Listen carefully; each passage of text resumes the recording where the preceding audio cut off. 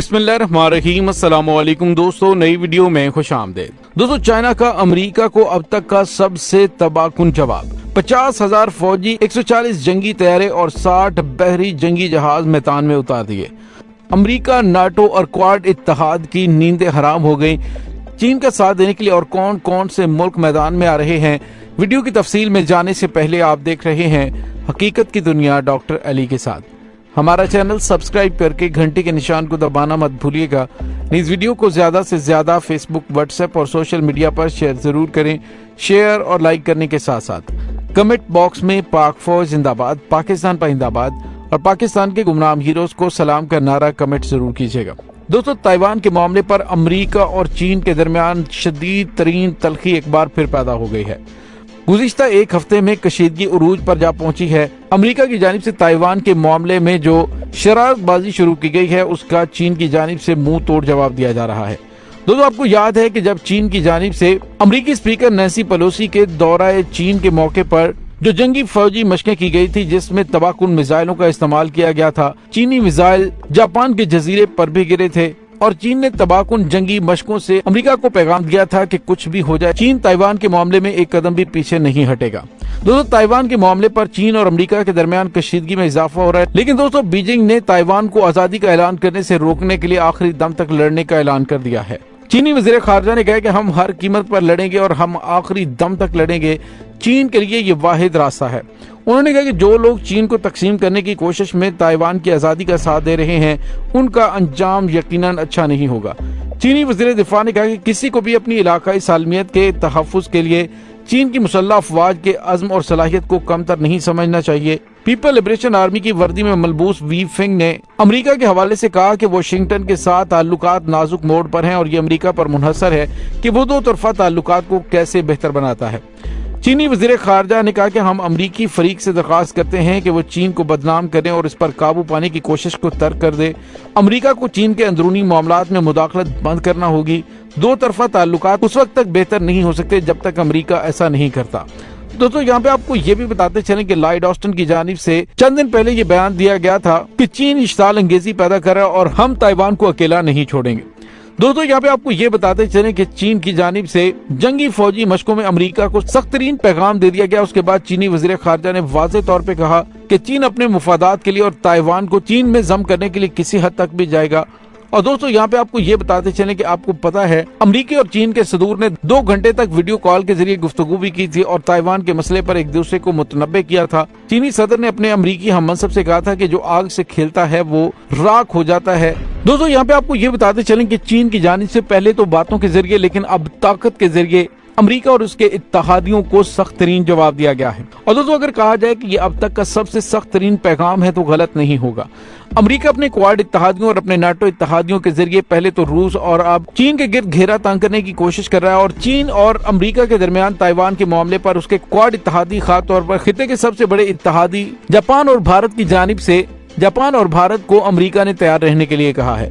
लेकिन भारत ने अपने तहफ़्फ़ुज़ात का इजहार किया कि अगर ये जंग शुरू होती है और मैं आपके साथ यानी कि अमेरिका के साथ मिलकर चीन के खिलाफ लड़ता हूँ, तो फिर चीन और पाकिस्तान मिलकर मगरबी महाज से भारत की मंजी ठोक देंगे। और दोस्तों, इसीलिए पाकिस्तान को एक सोचे समझे मंसूबे के तहत फंसाने की कोशिश की गई। पाकिस्तान के अंदर रजीम चेंज ऑपरेशन किया गया और पाकिस्तान के अंदर अमेरिका ने अपनी पसंद की हुकूमत लॉन्च की और उसके बाद उस हुकूमत के जरिए पाकिस्तान को मुआशी तौर पर इस तरह के जाल में जकड़ दिया गया है कि पाकिस्तान चीन के साथ मिलकर भारत के खिलाफ मकबूजा कश्मीर के मामले और लद्दाख के महाज पर किसी किस्म का कोई जवाब ही ना दे सके। लेकिन दोस्तों, किसको क्या पता कि आने वाले दिनों में क्या होने वाला है। अब जो ताज़ा तरीन खबरें सामने आ रही वो ये हैं कि रूस की वजारत दिफा ने एक बड़ा ऐलान किया है। रूस ने वोस्तोक 2022 मशकों का आगाज कर दिया है। दोस्तों, ये मशकें 14 ममालिक के अफवाज के माबैन होगी। गैर मुल्की खबरसा इदारों की रिपोर्ट के मुताबिक रूसी वजारत दिफा की जानिब से बयान जारी किया गया है कि वोस्तोक 2022 मशकों में रूस, चीन, भारत और अज़रबैजान समेत 14 ममालिक से फौजी और फौजी मुबसरीन शरीक होंगे। रूस के साथ शूटिंग रेंजों बोहरा ओखोस्त और बोहरा जापान में की जाने वाली इन मशकों में 50,000 फौजी, 140 तैयारे और 60 जंगी बहरी जहाज समेत 5,000 से जायद किस्म का असलहा और फौजी साजो सामान शामिल है। दोस्तों, ये मशकें रूसी जनरल स्टाफ हेडक्वार्टर के ज़ेरे इंतजाम है और इनका हदफ एक मुल्क के मशरिक में क़याम अमन और फौजी तहफ़्फ़ुज़ को यकीनी बनाना है। یہ مشقیں 7 ستمبر تک جاری رہیں گی۔ اس سے قبل روس کی وزارت دفاع نے پیر کے روز بتایا تھا کہ ان مشقوں میں چین، بھارت، لاؤس، منگولیا، نکاراگوا، الجزائر، شام اور سوویت یونین میں شامل کئی سابق ریاستیں بھی شامل ہوں گی۔ یہ جنگی مشقیں روس کے مشرق بعید میں 7 فائرنگ رینجز میں کی جا رہی ہیں۔ روسی وزارت دفاع نے کہا کہ مشقوں میں روسی فضائیہ کے دستے طویل فاصلے تک مار کرنے والے بمبار اور فوجی کارگو طیارے بھی حصہ لیں گے۔ ترجمان نے مزید بتایا کہ بحیرہ جاپان میں روسی اور چینی بحریہ سمندری مواصلات، سمندر میں اقتصادی سرگرمیوں کے شعبے اور ساحلی علاقوں میں زمینی دستوں کی مدد کے لیے مشترکہ کارروائی کے لیے یہ مشق کر رہی ہے۔ گزشتہ ماہ ان مشقوں کا اعلان کرتے ہوئے روسی فوج نے اس بات پر زور دیا تھا کہ یوکرائن پر روسی حملے کے باوجود پہلے سے طے شدہ یہ جنگی تربیتی مشقیں جاری رہیں گی۔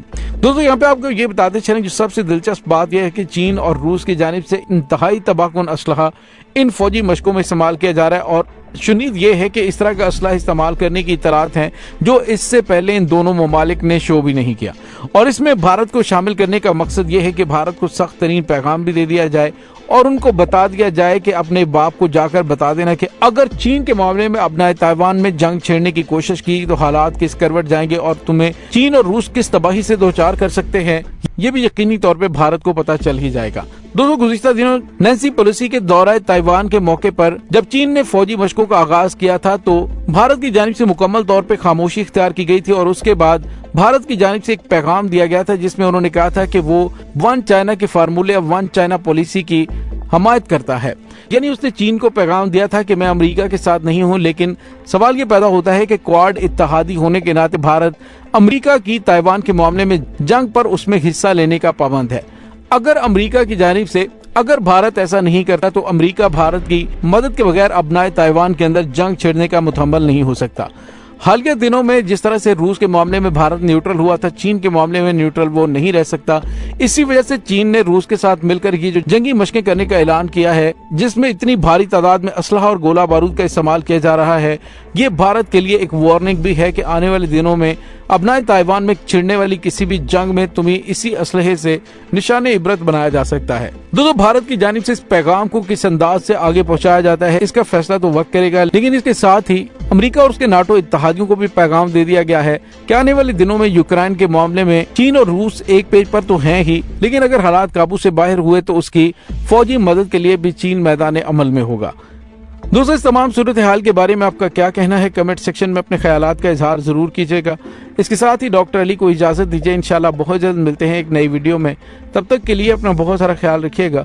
پاک فوج زندہ باد، پاکستان پائندہ باد، پاکستان کے گمنام ہیروز کو سلام، اللہ وارث۔